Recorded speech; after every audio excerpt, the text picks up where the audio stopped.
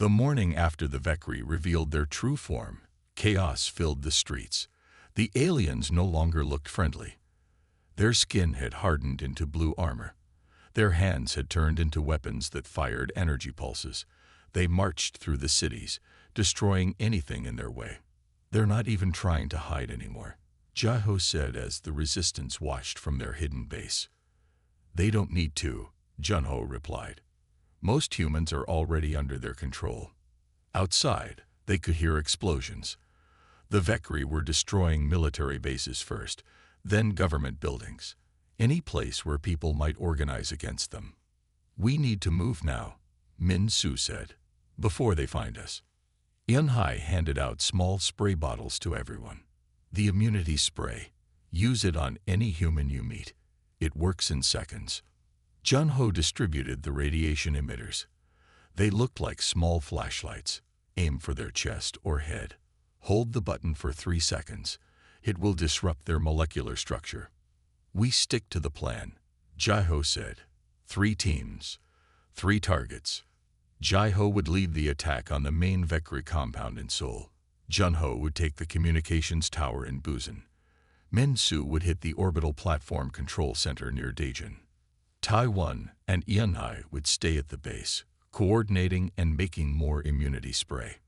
"Remember," Jaiho told the teams, "the Vekri weren't made for real fighting. They were designed to infiltrate, to control minds. When they face real resistance, they won't know what to do." The teams moved out under cover of darkness.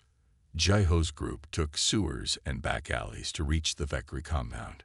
They carried backpacks full of immunity spray and the radiation weapons. When they reached the edge of the compound, Jaiho was shocked. The elegant building had transformed. Now it was a fortress with tall towers that shot energy beams into the sky. "They're powering up the orbital platforms," whispered one of his team. Jaiho checked his watch. "We hit them in 3 minutes, same time as the other teams." The seconds ticked by. Then, Jaiho gave the signal. His team sprayed the immunity formula into the air around the human guards. The guards looked confused, then shocked, as they woke from Vekri control. "What's happening?" one guard asked. "Where am I?" "No time to explain," Jaiho said. "The Vekri are your enemies. Help us or get out of the way." Most chose to help. They knew how to get inside. The alarms blared as Jaiho's team entered the compound. 3 Vekri appeared, their bodies glowing with energy. One fired a pulse that melted the wall next to Jaiho. "Now," Jaiho shouted. His team fired the radiation emitters. Blue beams hit the Vekri. The aliens screamed, a sound like metal breaking. Their perfect skin began to bubble and melt. "It works," someone shouted. But more Vekri were coming. Dozens of them, firing energy pulses that destroyed everything they hit. "Get to the control room," Jaiho ordered. "We need to shut down the orbital platforms." They fought their way deeper into the compound. The radiation weapons worked, but slowly. Many resistance fighters fell. Jaiho's radio crackled. "This is Junho. We've taken the communications tower, shutting down their network now." Good news, but they needed more. Jaiho's team reached the control room. Inside, 5 Vekri worked at strange computers. "Surrender," Jaiho said. The Vekri turned. Their leader looked at Jaiho with hate. "You cannot stop what is coming, human. The architects will destroy your kind." "Not if we destroy you first," Jaiho replied. The battle was quick but deadly. When it ended, only Jaiho and 3 others remained standing. All the Vekri were dead, their bodies melting into blue puddles. Jaiho ran to the control panel. He didn't understand the symbols, but he saw a large red button. It had to be the emergency stop. He pressed it. The building shook. Outside, the energy beams shooting into the sky flickered and died. His radio came alive again. Min Su's voice. "We've taken the platform control center, shutting down the orbital weapons now." For the first time in months, Jaiho felt hope. They had won the first real battle against the Vekri. But the war had just begun. 3 weeks had passed since the resistance group formed. Their hidden lab was now a busy command center. Maps covered the walls. Computers hummed day and night. 20 more immune people had joined them. Dr. Ian Kang hadn't slept in 2 days. She stared at her test tubes, watching the blue Vekri blood mix with human blood samples. "It's working," she whispered. Then louder, "It's working." Jai-Ho and Taiwan rushed over. "What is?" Jai-Ho asked. Ian pointed to her microscope. "Look, the immunity protein. I've isolated it and made more. When I add it to non-immune blood, it destroys the Vekri nanobots. So we can make people immune." Taiwan asked. "Yes, I can turn it into a spray. People breathe it in, and they become protected." Jai-Ho smiled for the first time in weeks. "We have a weapon." On the other side of the room, Colonel Jun-Ho Lee and Lieutenant Min-Soo Choi studied the Vekri's weaknesses. "Their skin releases the control chemicals," Min-Soo explained. "But it also makes them vulnerable. Certain radiation frequencies disrupt their molecular structure." "Like what?" Jun-Ho asked. "The radiation from our nuclear power plants. If we modify it slightly, it could destabilize them." Jun-Ho nodded. "So we need to build radiation emitters, small ones our soldiers can carry." Min-Soo pointed to a blueprint. "Like this. But we need materials. And time." Taiwan's computer suddenly beeped. He ran to check it. "New Vekri transmission," he said, his face going pale. "They're starting something called the Health Initiative. All humans must get protective treatments within 1 month." "Treatments?" Yunhai asked. "More nanobots, probably," Taiwan said. "Stronger ones. They're making their final move before their masters arrive." Jai-Ho looked at their small group. They had 50 immune people now, against billions of controlled humans and thousands of Vekri. "We need to move faster," he said. "Yunhai, how soon can you make enough of the immunity spray?" "With the right equipment, maybe 2 weeks." "And the radiation emitters?" he asked Jun-Ho. "About the same, but we need to test them." Jai-Ho took a deep breath. "Then we have 2 weeks to prepare. After that, we strike." Over the next 14 days, the resistance worked without stopping. They set up small labs in hidden places around the country. They made liters of the immunity spray. They built 50 radiation emitters. They also discovered something new. The Vekri weren't just using nanobots. They were changing human DNA in the controlled people, making humans more like them, easier to control permanently. On the night before their planned attack, Jai-Ho addressed the group, now over 100 strong. "Tomorrow, we hit 3 targets at once," he said. "The main Vekri compound in Seoul, the communications tower in Busan, and the orbital platform control center near Daejeon. We'll deploy the immunity spray in the city centers," Yunhai added. "As people wake up from Vekri control, they'll join us." "What if it doesn't work?" someone asked. "Then humanity is lost," Jai-Ho said simply. "The architects will arrive in 4 months. If we can't stop the Vekri by then, there won't be a free human left on Earth." That night, as the others slept, Jai-Ho watched the news. The Vekri's health initiative had started. On the screen, long lines of blank-faced people waited for their treatments. The Vekri moved among them, their skin rippling with hypnotic colors. Then something changed. A Vekri on the screen turned to look directly at the camera. Its perfect face twisted into something ugly. Its skin hardened into armor plates. Its fingers stretched into sharp points. "They're transforming," Jai-Ho whispered in horror. In that moment, all TVs and radios switched to the same channel. A Vekri voice spoke to the world. "People of Earth, the time for pretending is over. You belong to us now. Anyone who resists will be eliminated." The resistance's time had run out. The Vekri were showing their true form. Jai-Ho drove fast through the night. He had ditched his phone, his watch, and anything else that could track him. The Vekri had eyes everywhere now.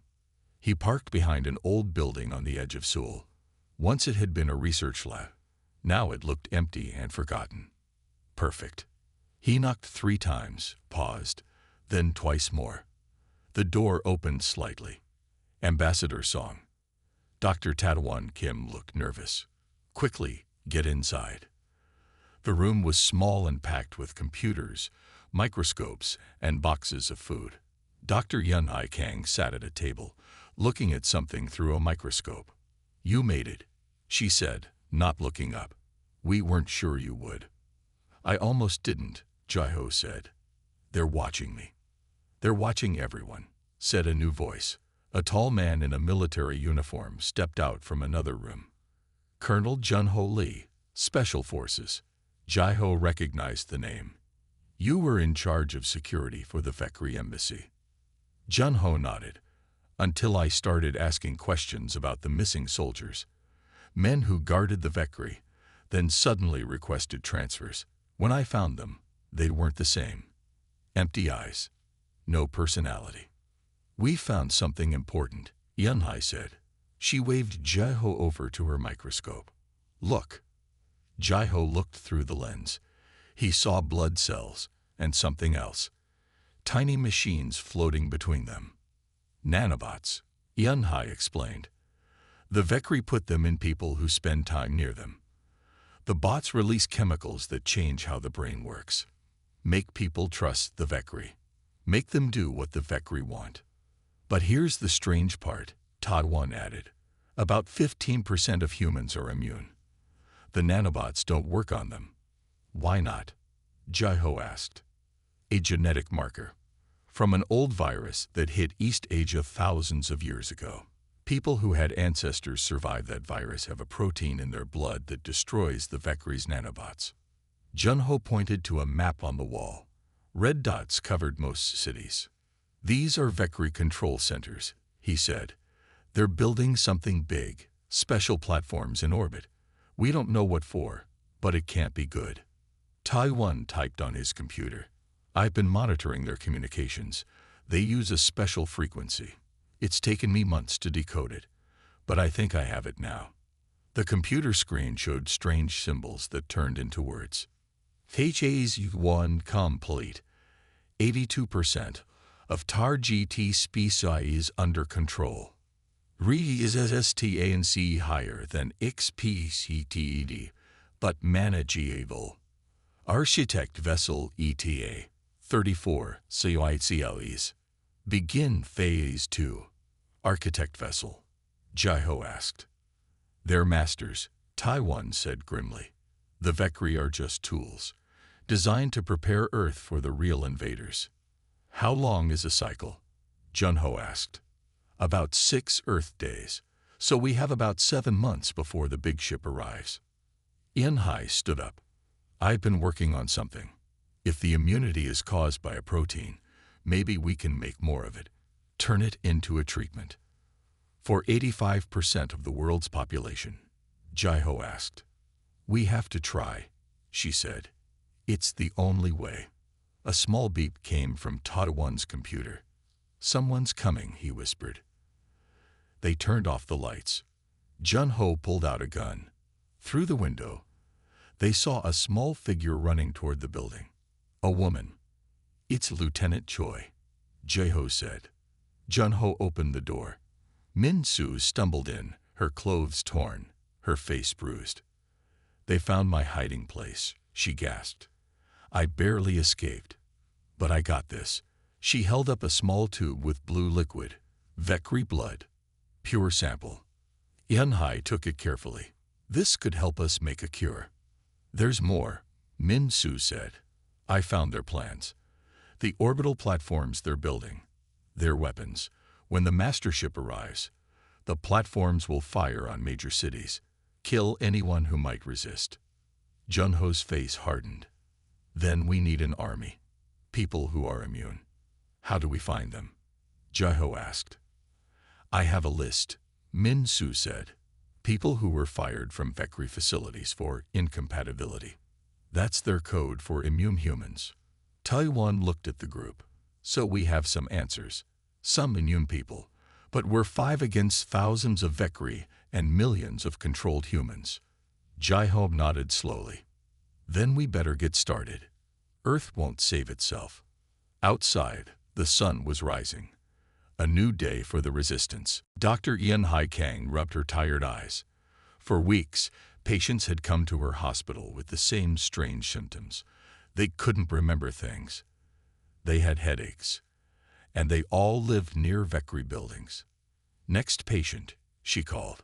A man walked in slowly. I keep losing time, he said. I work near the new Vekri energy plant. Sometimes I'm doing my job.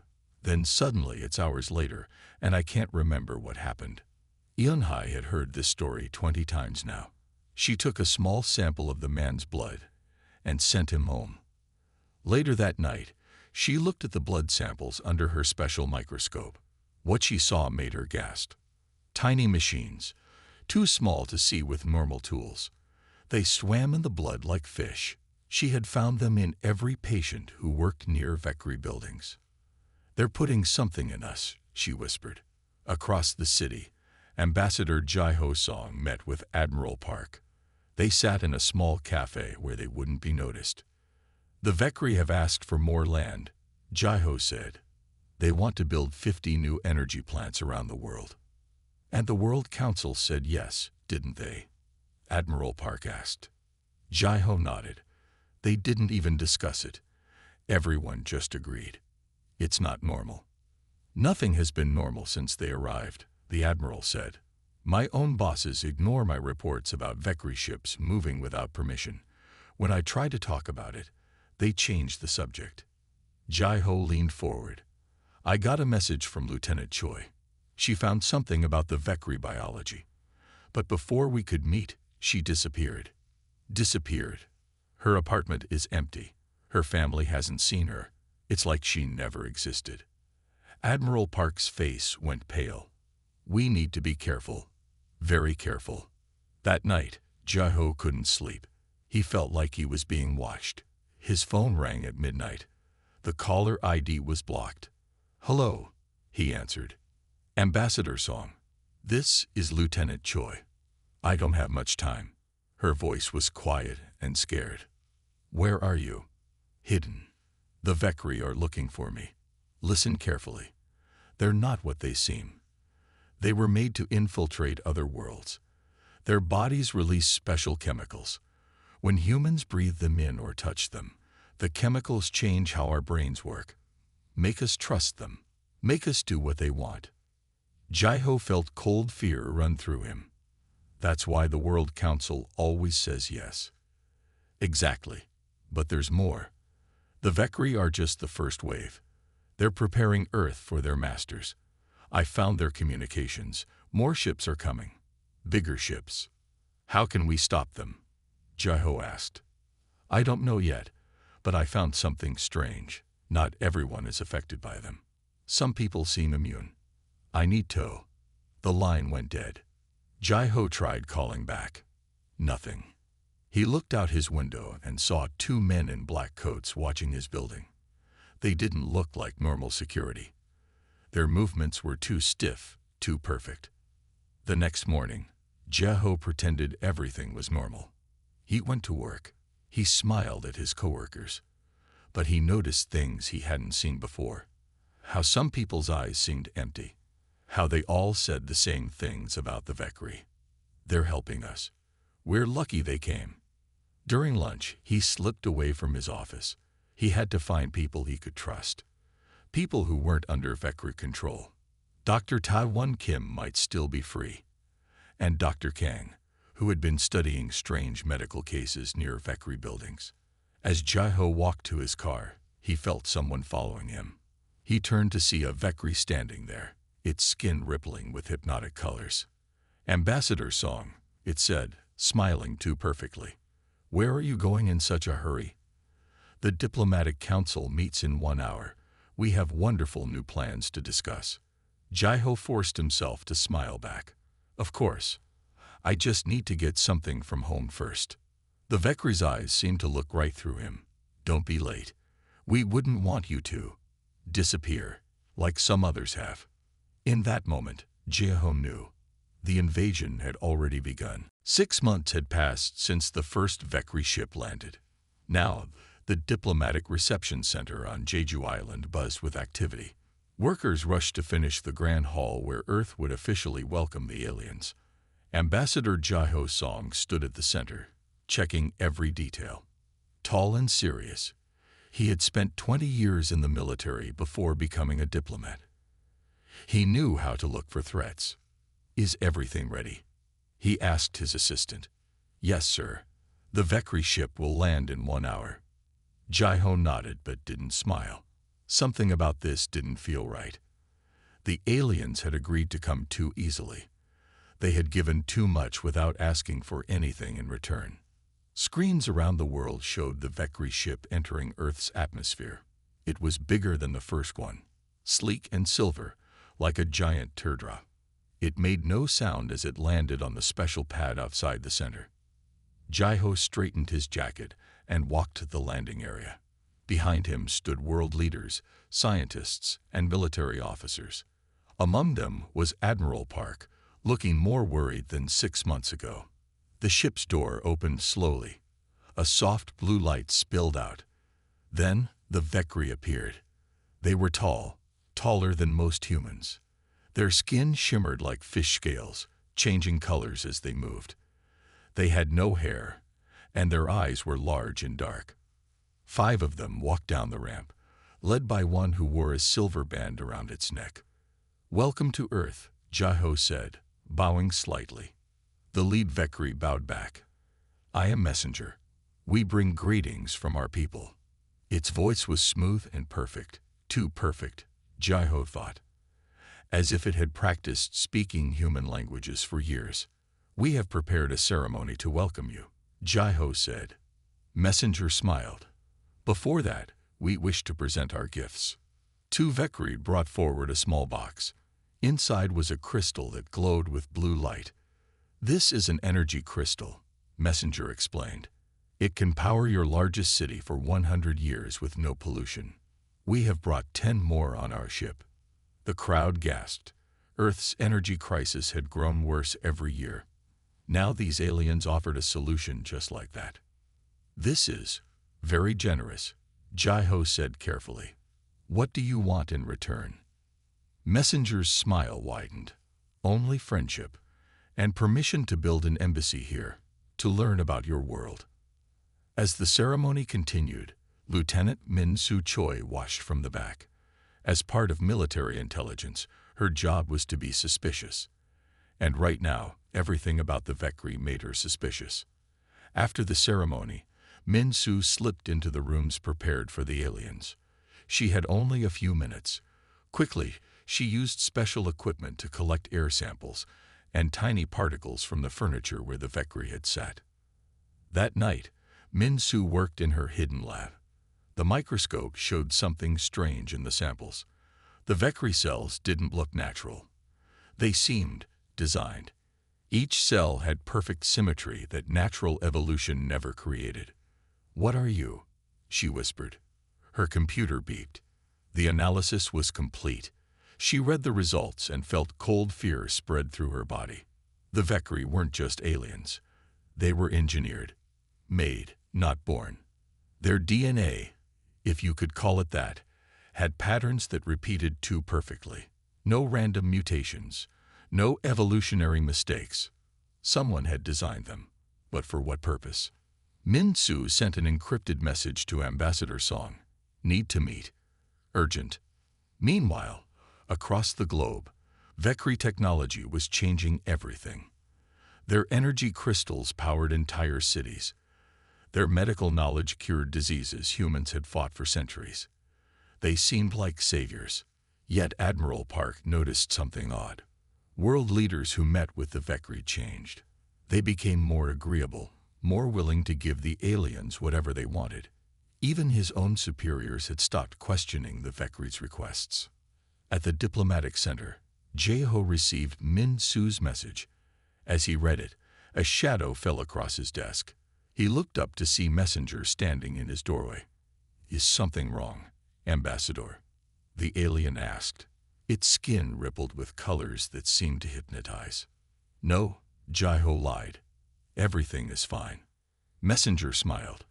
Good, because we have wonderful plans for Earth. The way it said plans made Jai-Ho's skin crawl. The beep was small at first, so small that Ta-One almost missed it. He looked up from his coffee and stared at the screen.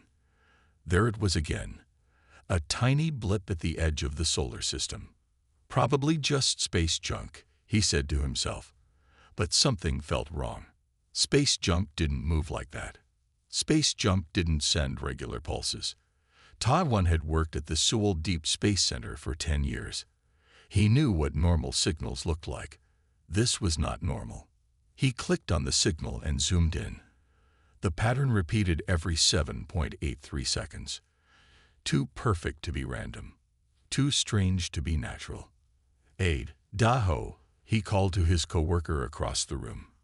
Can you check this out? Daho walked over, his face tired from the night shift. He looked at the screen and shrugged. Sensor glitch, he said. Happens all the time. For 3 hours straight, Ta-One asked, pointing to the timestamp. Daho frowned. Reset the system. If it's still there tomorrow, we can tell the boss. But Ta-One couldn't let it go. After his shift ended, he took the data home. All night he studied the pattern. The pulses came like clockwork minus 7.83 seconds apart. By morning, he knew. This was not random. This was a message. For 3 days, Ta-One barely slept. He ran the signal through every filter he knew. He tried to match it to known patterns. Nothing worked. On the 4th day, he saw it. Prime numbers, he whispered. The signal was sending prime numbers in sequence, then switching to binary, then back to primes. His hand shook as he called his boss. Admiral Park, I need to speak with you. Now. 4 hours later, Ta-One stood in a room full of military officers at United Earth Space Command headquarters. Admiral Hyun Park looked at him with doubt. Dr. Kim, you're saying this is an alien signal? The Admiral asked. Yes, sir. No human ship is that far out, and the pattern is too complex to be natural. Could be a prank, said one officer. Hackers get into our systems all the time. Not this system, Ta-One said. And not with this pattern. It's using mathematical constants that only an intelligent mind would know. Admiral Park frowned. And you want to respond? Yes. That could be dangerous. Not responding could be more dangerous, Ta-One said. They know we're here. They're waiting for us to answer. The room went quiet. This was humanity's biggest moment, proof they were not alone. But fear filled the air. Admiral Park nodded slowly. Show me what you want to send. Ta-One sent a simple reply, the same prime numbers, followed by Earth's position in the galaxy. Everyone held their breath. Nothing happened for a full day. Then, at exactly 24 hours after their message, the signal changed. It's a language, Ta-One said, his eyes wide. They're teaching us their language. Over the next week, the messages grew more complex. The aliens, calling themselves the Vekri, sent pictures, then videos. They looked almost human, but with smooth blue skin that seemed to glow. They want to meet, Ta-One told Admiral Park after decoding their latest message. That's too fast, the Admiral said. We need time to prepare. They say they've been watching us for years. They say they can help us solve our energy crisis, our climate problems. And what do they want in return? Ta-One looked down at his notes. They just want to be friends. Admiral Park didn't look convinced. No one crosses the stars just to be friends. Dr. Kim. Sir, they're asking for permission to send a small ship, a diplomatic team. We can't say no. This is history. 6 months later, the world watched as the first Vekri ship entered Earth's atmosphere. It was small and sleek, unlike the clunky human ships. As it landed on Jeju Island, Ta-One stood beside Admiral Park. His heart pounded as the ship's door opened. They're here, he whispered. The first alien stepped out into Earth's sunlight. Its skin rippled with colors like oil on water. It smiled, almost too perfectly. "Welcome to Earth," Admiral Park said. The alien bowed slightly. "Thank you for having us. We have waited a long time for this moment." No one noticed how its eyes seemed to scan the crowd, analyzing, calculating. No one except Admiral Park, who whispered to Taiwan, "I hope we haven't made a terrible mistake." 1 week after their first victories, the resistance had grown stronger. Thousands of humans were now free from Vekri control. Safe zones had been set up in parts of Seoul, Busan, and other cities. In the main resistance base, Dr. Taiwan Kim studied the Vekri technology they had captured. Strange computers with controls that responded to touch, weapons that fired energy instead of bullets, and data. Lots of data. "I found something," he told Jiao and the others. "The Vekri have done this before." He showed them images on a screen, alien worlds, different species, all conquered by the Vekri. "Earth is the 17th planet they targeted," Taiwan explained. "They use the same method every time. First, they pretend to be friends. Then they control the leaders. Then they take over completely." "But who made them?" Yunhai asked. "Who are they working for?" "They call them the architects," Taiwan said. "I haven't found pictures yet, but they seem to be ancient beings. They create species like the Vekri to prepare planets for them." Min Su pointed to another screen where a captured Vekri was held in a special cell. Its blue skin was turning gray in places. Parts of its body seemed to be falling apart. "They're breaking down," she said. "All the Vekri we captured are dying. Their bodies are programmed to self-destruct if they fail." Jiho walked to the cell and looked at the dying alien. "Can it still talk?" Min Su nodded. "For now." Inside the cell, Jiho faced the Vekri. Close up, he could see how its perfect features were now melting like wax. "Why are you dying?" Jiho asked. The Vekri looked at him with eyes that were clouding over. "We are meant to succeed or die. There is no middle path for us." "Who made you?" "The architects. They made us to prepare worlds for them. We are tools, nothing more." "And what happens to the people of those worlds?" The Vekri made a sound like a broken laugh. "They become like us. Tools. Servants. Or they die." Jiho leaned closer. "Did you know you would die if you failed?" The alien was silent for a moment. "Yes. We always knew." "Then why do it? Why help beings that see you as disposable?" The Vekri's face showed something new, something almost like sadness. "We have no choice. It is built into us. To serve, to obey, to die when we fail." "You never rebelled, never tried to break free." "Some did, on other worlds. They were destroyed." The Vekri coughed, and blue liquid ran from its mouth. "Your kind is different. 17 worlds we conquered. All fell within months. None fought back like humans. Why are we different?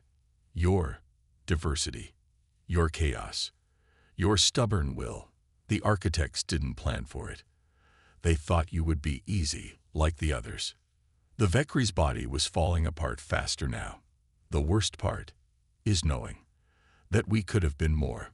On this world, after so much contact with humans, some of us began to think differently, to question. I started to wonder." Its voice faded, its eyes closed.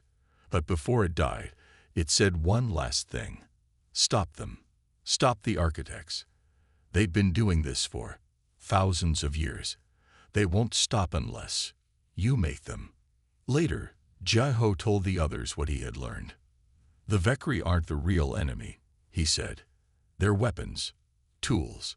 The architects are the real threat. And they're still coming," Junho reminded them. "In less than 3 months." Taiwan pointed to his computer. "I've been studying their communications. The architect ship is huge, bigger than anything humans have ever built." "How do we fight something like that?" Min Su asked. Yunhai looked thoughtful.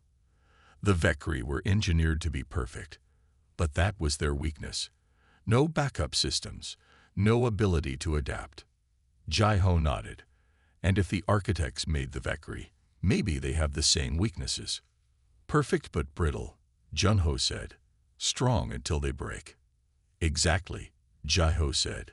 We need a plan to break them. 2 months after their first victory, the resistance had grown into an army. The immunity spray had freed millions of humans from Vekri control. They had taken back half of South Korea and parts of Japan and China. But the Vekri still controlled most of the world, and the architect ship was getting closer every day. In the resistance headquarters, Jai-Ho called a meeting with all the leaders. We have 30 days until the architect ship reaches Earth, he said. We need a plan that will work against something that big. Taiwan showed them an image on the screen. A massive ship shaped like a star with 5 points. It's the size of a small moon, he said. Our weapons won't even scratch it. We don't need to destroy it, Jai-Ho said. We just need to make them leave. He pointed to a different screen, showing a map of orbital platforms around Earth. The Vekri built these platforms to help the architects take control. But what if we use them against them? How? Jun-Ho asked. We reprogram them, make them send the wrong signal. Tell the architects that Earth is already destroyed, or that it's not worth taking. Min-Su shook her head. They won't believe a simple message. They'll check for themselves. Then we give them something else to worry about, Yun-Hai said. Everyone turned to look at her. The radiation that hurts the Vekri. It should affect the architects too, if they made the Vekri in their image. We can't reach their ship with our emitters, Jun-Ho pointed out. No, Yun-Hai agreed.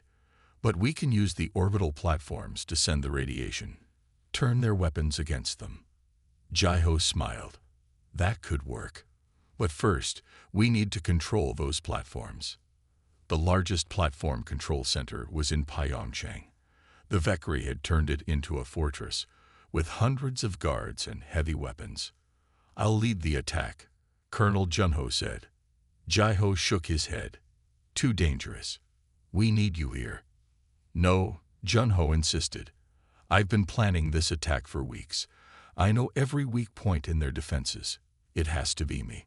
3 days later, Jun-Ho led 500 soldiers toward the Pyeongchang Control Center. They moved in the early morning when the fog covered the mountains. Remember, Jun-Ho told his team, we need to take the main control room intact. Everything else is secondary. The battle began quietly. Small teams took out the outer guards with radiation emitters. Then they moved in closer. But something went wrong. An alarm sounded. Suddenly, the sky filled with Vekri ships. They had been waiting. It's a trap, someone shouted. Jun-Ho looked at the fortress, now awake and ready. He had a choice. Retreat or push forward. We keep going, he ordered. The mission is too important. The fighting was fierce. The Vekri had improved their defenses against the radiation weapons. They fought harder, more desperately than before. Jun-Ho's team pushed forward, but they paid a heavy price. Soldiers fell around him. By the time they reached the main building, only 50 remained. Inside, they fought room by room. Jun-Ho was hit twice by energy blasts, but he kept moving. Finally, they'd reached the control center. 20 Vekri were inside, protecting the controls. For Earth, Jun-Ho shouted, leading the final charge. Minutes later, the room was theirs. But only Jun-Ho and 5 others still stood, and Jun-Ho was badly wounded. Get Dr. Kim on the radio, he told one soldier. Tell him we got in. As the soldier made the call, Jun-Ho dragged himself to the main console. He knew he didn't have long. Back at headquarters, Taiwan received the message. They made it. He told the others. Jun-Ho is connecting us now. On the screen, they saw Jun-Ho bloody but still fighting. Behind him, they could hear pounding on the door as more Vekri tried to break in. I'm sending you control access, Jun-Ho said, typing with one hand. You should have it. Now, Taiwan's computer beeped. We're in. We have control of the platforms. On the screen, the door behind Junho began to break. He turned to look at it, then back at the camera. Reprogram the platforms, he said calmly. Stop the architects. I'll buy you time. Junho, wait. Jeho started. But Junho was already moving toward the door, radiation emitter in one hand, gun in the other. It's been an honor, he said. Then he cut the connection. The room was silent. Then Taiwan spoke. Let's make his sacrifice count. The architect ship entered Earth's orbit on a Tuesday morning. It was enormous, a dark star hanging in the sky that everyone could see, even in daylight. At Resistance headquarters, Jiho watched it on their screens. His face was tired but determined. Are the platforms ready? He asked Taiwan. Yes, all 56 orbital platforms are under our control now, thanks to Junho's sacrifice. And the radiation frequency? Yunhai nodded, modified to affect the architect's biology.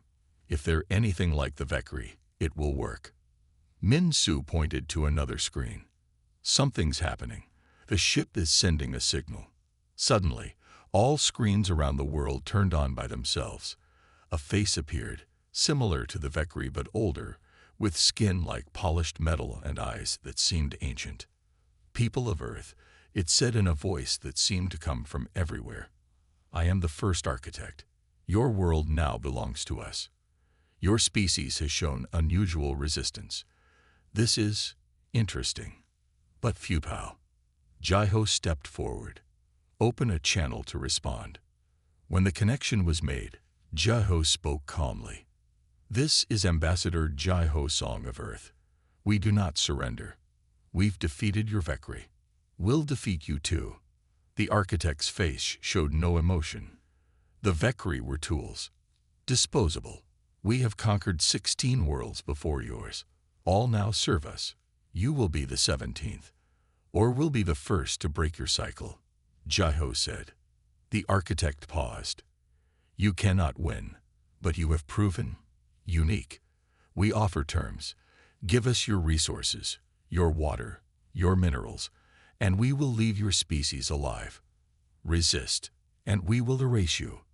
Jiho looked at his friends, the core of the resistance. They all nodded. We decline your offer, Jiho said. Earth is not yours to take. The architect's eyes narrowed. Then you have chosen extinction. The communication ended. Moments later, the giant ship began to glow. They're charging weapons, Taiwan warned. Now, Jiho ordered. Taiwan pressed the command. All around the Earth, the orbital platforms that the Vekri had built turned toward the architect's ship. They fired beams of modified radiation, the same kind that destroyed Vekri biology. The beams hit the ship from all sides. At first, nothing happened. Then the ship's glow flickered. It's working, Yunhai said. Their systems are being disrupted.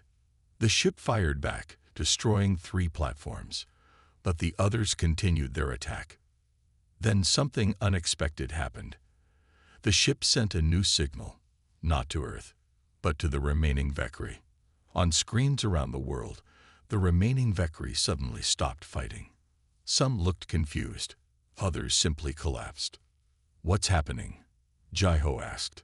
The architects are sacrificing the Vekri, Min Su realized, using their life energy to power shields. They treat their own creations as batteries, Yunhai said, disgusted. Jiho made a decision. Increase power to the platforms. Full strength. The platforms glowed brighter. The radiation beams intensified. The architect's ship began to show cracks in its surface. Light poured out from inside. We're breaking through, Taiwan shouted. The ship tried to move, to escape Earth's orbit, but it was too late. The radiation had penetrated too deep. Explosions rippled across its surface. In a last desperate act, the ship sent one final message. This time, Jiho saw not just the first architect, but a room full of them, all looking similar. You have done the impossible, The first architect said, "But know this, we too were once like you. We too were engineered by those who came before. The cycle is older than you can imagine." "Then we break the cycle today," Jai-Ho replied. The communication cut off as the architect's ship broke apart in orbit. Pieces burned up in the atmosphere like falling stars.